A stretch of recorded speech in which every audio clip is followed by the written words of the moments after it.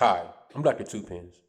And I'm Gaplord. And collectively, we are the Juice Crew Villans Chainsaw Massacre against all do-gooders.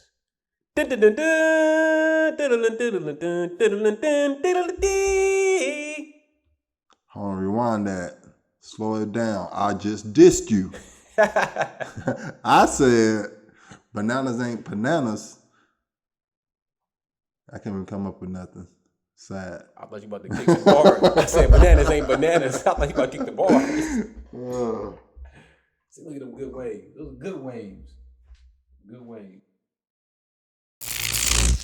I'm still hungover. Sometimes I wake up on the wrong side of the bed. Make my sandwich with the wrong side of the bread. Thought I made it by a landslide, but instead I'm still hungover. Sometimes I make the wrong phone call after dark. Sometimes I make the wrong turn, then I have to pause. I know exactly how this ends, but I have to start.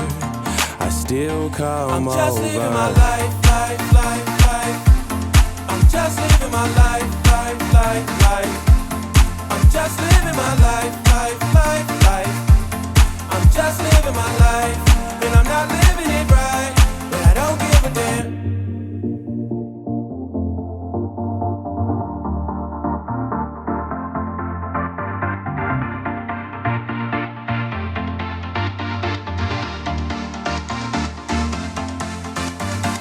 Sometimes I wake up on the wrong side of the bed. Make my sandwich with the wrong side of the bread. Thought I made it by a landslide, but instead I'm still hungover. Sometimes I make the wrong phone call after dark. Sometimes I make the wrong turn, then I...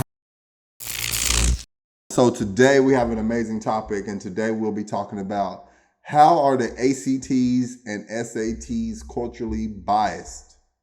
Let me say that again. Let me rewind it. Slow it down. I just dissed you. How are the ACTs and the SATs culturally biased? And today we'll be getting Dr. Tuepenz' opinion first, and then I'll add my 2 cents in.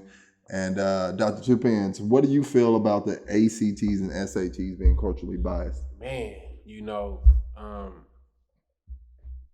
it's a deep topic because while it's a good argument, I will admit it is a good argument if you look at the success rates of the people who take those tests. Unfortunately, not a lot of people classified in minority groups really pass those tests. So from a macro look at it, we could say that yes, these tests are biased, but it's not. When you get to a micro perspective, you'll see that the schools are biased because the schools, not every school teaches and properly prepares the children to take these tests. That's really what it boils down to. How prepared are you for the test? Some kids are prepared and some aren't. Some are better prepared than others. We went to a school that had people that took these tests and they scored higher than some people. Then we had some people that scored probably some of the lowest ever. You know what I'm saying? So you can't say that it's biased when you got people coming from these schools that's actually, that are coming from these ethnic backgrounds that are actually making those scores. How can we say it's biased? What test get like an 18 or a 20 on it? You're talking about ACT. Oh, ACT. I'm just saying though. They say them mugs all these. That's not a high score. But I'm just saying, if it's so biased, it's enough to get you in college. If it's so biased, they basically saying these tests. That's the minimum to get you in college. You know what I'm saying? You can't get in college with these scores. And we're talking about people. He wasn't no standout student like that. Mm-hmm. You understand what I'm saying? But that's what he got, just going in there being a halfway decent student. Now imagine if somebody he wasn't considered a decent student. Yeah. Imagine if the school was that had that environment to embrace that kind of behavior from children. When you grow up, when you go to a school that doesn't have an environment that is supportive of that, or you grow up in an area that isn't supportive of that, then naturally the kids aren't going to do as well in these tests and these different things because this community over here in this school they're actively working towards these type of things. Okay, although that's anecdotal evidence and says like that one person did well, he could many people's like, okay, that's anecdotal because that's just an individual. He could just be very talented and gifted and smart without being given the tools to succeed. You know what I'm saying? Right. He probably definitely is, but he ain't the only one though. Yeah. He's not the only one. I'm just saying, y'all lying. Y'all know y'all not ready to take these tests. These schools are not preparing the kids to take the test, and the parents themselves either A, aren't prepared, or B, they're not preparing them kids to take these tests either. Okay, yeah, responsibility does lie on the parents. So when they say it's culturally biased, there are some, that's really directed at Black people being at a disadvantage of taking the ACT and SAT. Sound disrespectful. Yeah, but that's what it's saying. So when it says culturally biased, because, Asians score the top scores on the SATs of all other groups. I think they average 1,100 on SATs, and all other groups average 1,000 put together. Mm. So, but Asians have a background of being really dedicated to their education and working hard. So, culturally biased is that should be substitute for work ethic. There you go. Because that's a good angle. See, we done hit two angles on it because I didn't even think about that. You're right. Work ethic. Because you got to think in these schools that they're saying that's culturally biased, mostly say a Black school, which is usually what you're hearing it from. It's not culturally biased. We both went to a bunch of Black schools, colleges and high schools. And do you feel like you were prepared properly as far as being in high school, getting prepared for the SAT and ACT? I didn't even know what the hell it was. Correct. Me as well. So I'm using anecdotal evidence, but nonetheless, it's true. And it's many people who feel the same. So going to an all-Black school, high school, because we're speaking about ACT and SATs, I wasn't aware of what ACT or SATs was. Only reason why I was aware of what they were is because of basketball. Mm-hmm. And that's what I knew what you have to do to get into a Division I program. You have to make a 20 at the time, I think. Mm-hmm. Or 18. I think it was 18, 20, one of them. 18. It was 18. I feel like it was 18. 18 back when we was in school. And that's the only reason why people wanted to take the ACTs. But other than that, I thought you can just go to college. I didn't know what I thought you just pick your school. And I thought you can just go. But none of my high school career ever was I prepared for SAT or ACT. I never had a teacher talk to me. But at the end of the day, parents shouldn't rely on the school to prepare your kids for that. Especially that should start at the home. And at my home, my parents didn't know what ACT or SAT was. They don't know what that is. So neither is the system's fault. It's my fault. It's no one else's fault. It's not the system's. It's my parents and my fault. My parents didn't have any idea what it was to even teach me what it was. So how can I properly be prepared? How can it be culturally biased? And so, bro, when you put that word culture, and so we're saying this is biased based off of the cultural standards or the cultural acceptings or the culture in general. What you're saying when we say this is culturally biased is you saying Black culture is inferior to white culture, Asian culture, or whatever culture. Latino culture. You're basically saying that your culture and your way of life is inferior to everyone else because it's no way that you telling me this kid is coming from these same schools that got all the low scores that's getting the scores. There are students coming from all them schools, you know what I'm saying, getting the scores. You can go talk to somebody at what Foster always say, 900 North, 900 North, Martin Luther King. And they'll tell you, everybody may not be getting it, but if you take 10, at least 2 or 3 of them gonna get the scores and they're gonna get to where they need to get to. Mm-hmm. You know what I'm saying? It just isn't at a higher rate because nobody wants to say this. Black culture is turned into victim culture. It's a culture of nothing but victims. Victims of slavery, victims of white supremacy, victims of oppression for generation to generation. And we're just we're victimizing ourselves and then getting mad at somebody else because we're the victim. When it's like, nah, man, like, don't accept that. Just don't accept what they're giving you, and then you can start to change your life. But if you accept the victimhood. Yeah, this is where you'll be. Our outcome of poor results on the SAT and ACTs come from a lack of hard work and preparation. And I can speak to that because I'm Black. I grew up in a Black neighborhood. I live in a Black neighborhood. I've never left the Black community, and I can see what's literally happening. And I attend and go to parent-teacher conferences, and I can observe. So I've been a substitute teacher. I worked in the schools.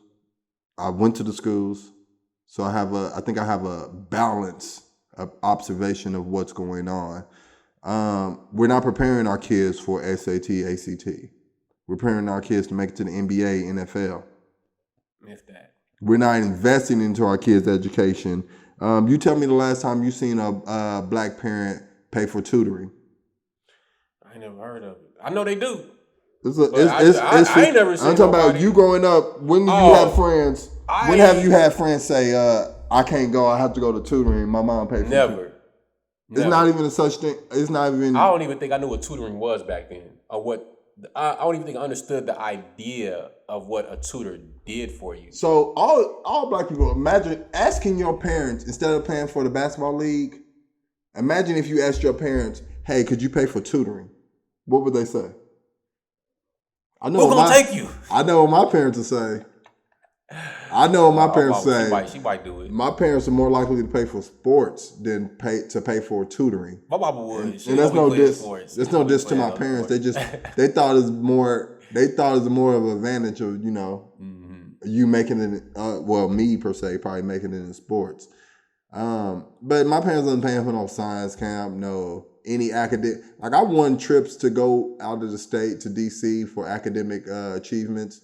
My parents, it was no way. But if it was the AU term, they probably would have thought, even though they wouldn't have paid for it, they would have been like, let's see if we can get this. But for academic achievements, it's less involvement in our community as far as exceeding. And so it's lack of preparation. It's not culturally biased. It's like by Black people saying that, I feel like we're saying that we're less than. That's what I'm saying. Yeah, no, that's what I'm saying. What are y'all? We can't say this. If racism and all this stuff is real, why do you get up and try? If we in this never-ending fight of racism,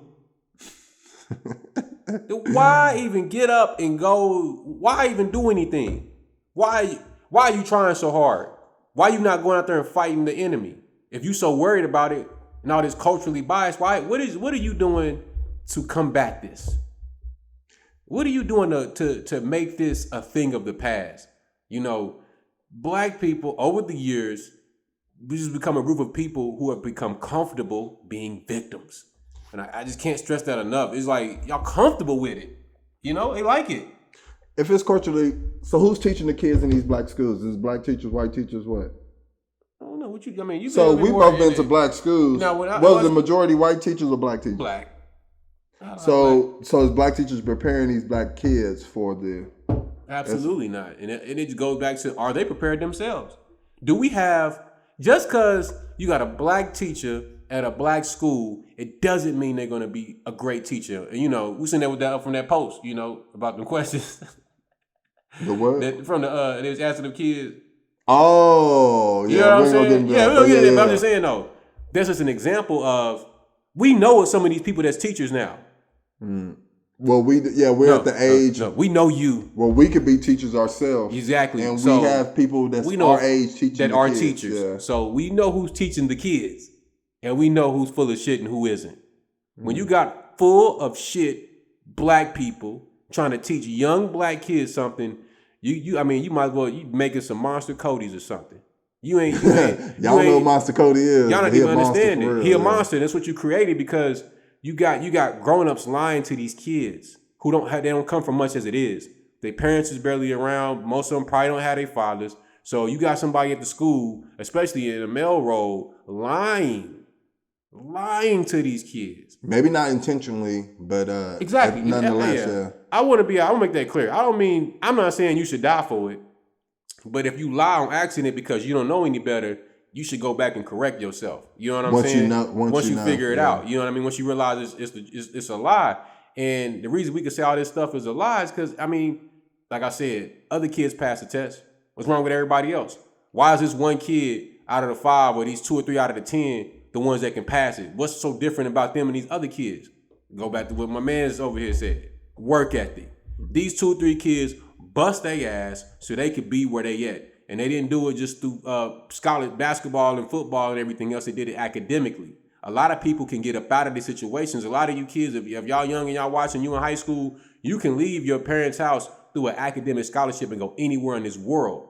Change your life. World. And I say world because there are international programs where you can get into something internationally and be at a whole nother school studying abroad somewhere on a full scholarship because of your academic abilities. And like you said, in the black community, we don't care about that. Can you shoot? Can you entertain us? Can you rap? Can you sing? Can you dance? And what you'll find out by hard work, you'll realize with hard work, you realize the world isn't as racist as you think it is. It's really classism. If anything, yeah. If anything. You'll find out this like it's a higher class, lower class, middle class. Higher class, middle class, lower class. And I think that is the best system personally. But nonetheless, it's like working hard, it'll take you out of your victim mindset. Because you can't be a victim working hard. Yeah. You would never, no one who, you know what? This is a bold statement, I think, but anyone who works hard, I don't think you can have a victim mindset. How can you have a victim mindset if you're a hard worker? Like, because when you work hard, it's like nothing can stop you. Exactly. You feel it? That's what y'all understand about when you really doing something different. You know, when you get out of that victim mentality, like your life will change. It's like somebody turned the light switch on inside your head. You gotta let go of the victimhood. I don't know why in the fuck y'all want to be victims so bad. It's just, what is so good about being victimized and always having to fight for rights on top of having to go to work 40 hours, raising your goddamn kids, trying to be a good spouse to your husband or wife, you know, while keeping up with your regular life and having some peace and sanctity for yourself. Why would you want to take on racism and victimhood when it's not, unless it's at your doorstep? Unless those white people are at your door and in your driveway, you trying to go to work and they stopping you. You trying to get into the door to go buy something at Walmart and they got you by your shirt at the door and they get the fuck out of here, nigger. If it's not that, then you should let it go, because if we look at the history of all of this, how has any of this, how has any of these claims, lawsuits and all this stuff to fight this stuff, how has it benefited black people since its conception? It has not. It has not. It's crazy. Yeah. So it's crazy, man. It hasn't changed. Civil rights have been going on for how many years? Nothing. 50? Yeah. Or more. Same stuff. Same results. You know what the difference is? More results for the other groups. And you know what's crazy? And people, especially black people, they don't like this talk. No, they don't. And you'll receive a lot of, we will receive a lot of flack for this. And but you know what? I love black people so much that I'm willing to tell y'all the truth. That's how much I love y'all. I'm not gonna keep out here pretending and acting like we're victims. We can do all the same shit that everyone else does. Nobody's holding us back from achieving and being great. And man, you know Booker T? I'm watching that show. People will go where they know your name. You know, you come in the store, people are polite to you. You gonna come back. Like, do that. Hey, it's this place called Drum Room. They know my name. I'll take this.